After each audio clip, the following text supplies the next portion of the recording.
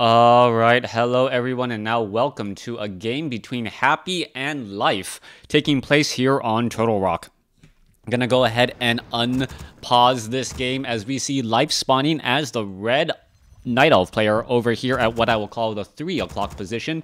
Meanwhile, hop, skip, and a jump away on the 9 o'clock position, we have Happy spawning as the blue Undead.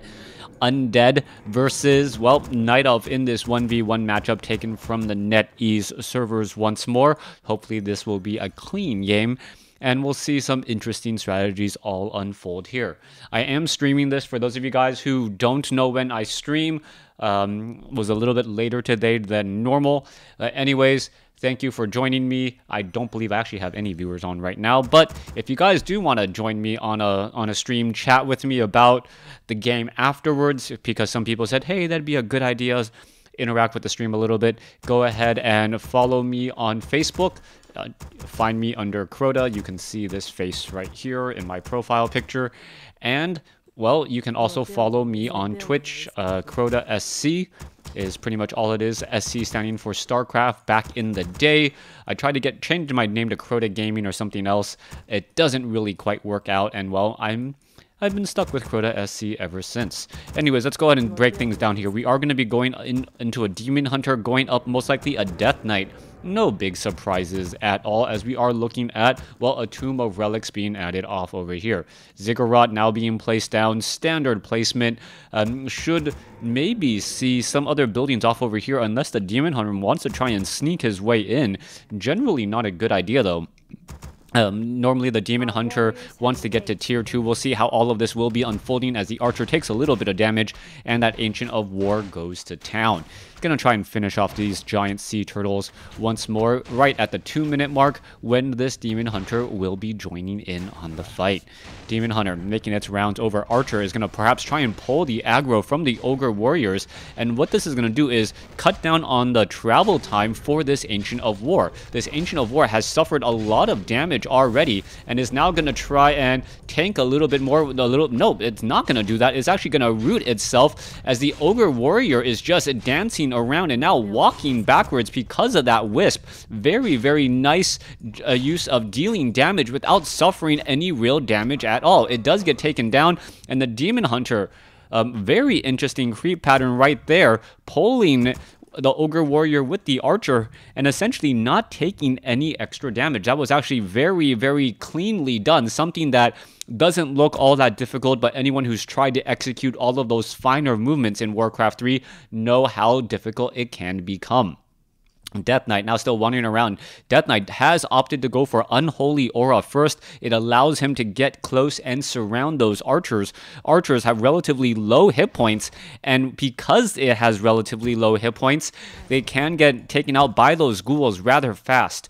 Death coils, there are natural magic resistance on those archers, but then again, on top of that, well, you see a quick detonation there. Death Knight losing mana that he doesn't really need since he did get Unholy Aura first. Death Knight now wandering back off to the north. Archers trying to figure out where they can perhaps poke a little bit of damage, but the ghouls are all going to get into position. This could get really, really dangerous very quickly as the Archer, low hit point, now going to try and get away. Shadow Meld, not in time. There's another detonation as the Archers are just in very big trouble. Happy going to go ahead and chase down these Archers here. Will it be able to finish off or deal more damage once again? The Archers are actually trying to get into harm's way and then Shadow Melding at the right opportunity, knowing that, well, there is no Dust of Appearance on that Death Knight. Let's take a look. The ghouls do not have the backpack upgrade as of yet, so they will not be able, to transfer a Dust of Appearance over eventually. Death Knight and Demon Hunter both sitting at level 1. Demon Hunter having more accessories at this point, as the Death Knight is going to be picking up a Staff of Teleportation, and then where is he teleporting off over here? And he's going to try and perhaps clear a difficult creep camp. I would suggest him try to clear out this 411 creep camp first in unlocking Death Coil before trying to take down this creep camp and maybe perhaps this creep camp as well. Demon Hunter, on the other hand, has picked off another Ogre Warrior, stealing some experience from his opponent essentially by taking out his opponent's creeps. Ogre Magi will end up falling here. Meanwhile, the Death Knight is going to be heading off to the north, trying to finish off all of these units, as the Demon Hunter, well, is going to be very low on hit points, but will be able to retreat. He also did pick up that Watcher Ward right there, allowing him to gain sight on this major thoroughfare. Now, what is going to be happening next? Demon Hunter going to finish off this skeletal minion. Yes, there it goes. It does get taken down. Demon Hunter very low on hit points, so needs to get some Moonwell juice back in him, as we should be looking at perhaps eventual bears getting trained up. Bears, however, very dangerous. Bears and Dryads, the natural choice, going up against maybe perhaps Crypt Fiends and Destroyers. But right now, all we're really looking at is a very, very large army of ghouls. Let's take a look at the population count, 29 to 31. Both sides fairly even, as the Demon Hunter now going to go ahead and finish off the Gargantuan Sea Turtles. Interesting choice to go for Panda. Perhaps Life noticed that his opponent was going for an abnormally large number of ghouls and wanted the countermeasure to go ahead and take them down. Demon Hunter almost at level 3. Meanwhile, back off to the north here, we see the Death Knight already at 3 after taking out the Ogre Lord there. Ogre Magi at the other end may get taken down, as we are looking at a Tree of Life being placed down by Life. Life is going to go ahead and try to set up an expansion, also clear out a rather difficult creep camp off to the north, and if he's able to do that, that should give him a tremendous lead coming up into that next battle.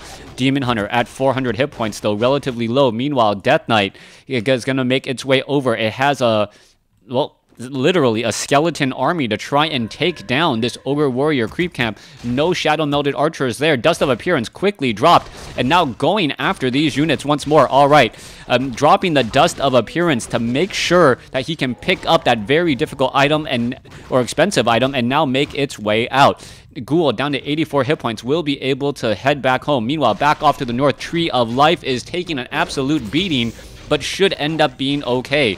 Ogre Warrior now making its way through. You see those Ogre Warriors are missing their attacks substantially because of that Drunken Brawler here, as a Shockwave does go through from that Ogre Lord. Ogre Lord, however, sleeping on the job, as the Forest Troll Berserker will end up getting taken down after this unit here. All right, Panda picking up the Tome of Strength and the Cloak of Flames. Now transferring it over to the Demon Hunter. Demon Hunter is going to really be able to get into a large army, and then if it is just a main ghoul army that we've seen, Breath of Fire plus Cloak of Flames is a very, very dead ghoul army, and that can get taken out very fast. All right, let's come back home. Demon Hunter down to, what, 465 hit points. Going to drop some items and then pick them back up. Standard practice for anyone who knows how to use Moonwells. Cloak of Flames on the Demon Hunter. Yes, that is only level 1 immolation, but without any mana consumption, that is extremely useful right there, as the Demon Hunter should really be standing here to get damage onto that giant sea turtle as well. All right, perhaps he doesn't want to risk being too far away. Gargantuan Sea Turtle now taken down. Scroll of the Beast picked up. That will most likely be sold off, as the Ancient of War takes a little bit more damage than he would like to. Back at the other end of the map, Ogre Lord is going to get taken out here. Tome of Intelligence +2, in addition to a Medallion of Courage, a very nice item right there. +4 strength and intelligence, as we see a Frost Nova go down. All right, Mana Burn going across. Demon Hunter going to be in trouble. No Potion of Invulnerability. What is he thinking? Drunken Haze. Demon Hunter in serious trouble. Up against the wall. The Potion of Invulnerability was on the Panda, and that turned it out to be a very bad day indeed. All right, Panda still trying to fight back here. Archers, Dryads poking around. The Panda does have a Potion of Invulnerability. Is it going to be able to survive this oncoming onslaught? Death Knight does not have enough mana for a Death Coil, but it could get very close. Dryad's going to start poking apart, as the Panda down to 94. Scroll of Town Portal finally used, as it realized, hey, one Death Coil would have just absolutely killed me. All right. 53 supply. Demon Hunter now being resurrected. Panda, well, in a very, very bad position already. Perhaps needs the Ancient of Wonders to try and fill up these Moonwells. It's going to be quite some time before those Moonwells see an ounce of mana in them. That will be a big problem, but we do have an economic advantage by Life. Is Life going to be able to capitalize on the economic advantage, or is Happy going to be able to push through with a relatively stronger army, 4-3 with that Death Knight and Obsidian statues? The ghouls, in theory, the ghouls and the slow hit point units with the Cloak of Flames on the Demon Hunter should have been able to easily destroy, but all of a sudden it looked like Life just lost control of his Demon Hunter in a really unopportune spot. Dryads, okay, you can see that there is a shade back across here. Panda, what's going to be happening? You can see that the units are now trying to pull back away. You can take a look. The units are, in fact, chasing those units once again, and if they're able to focus this down, this would actually be a very, very interesting switcheroo as the shade now keeping track of all of these units. All right, coming back the other side, beautiful positioning by Happy.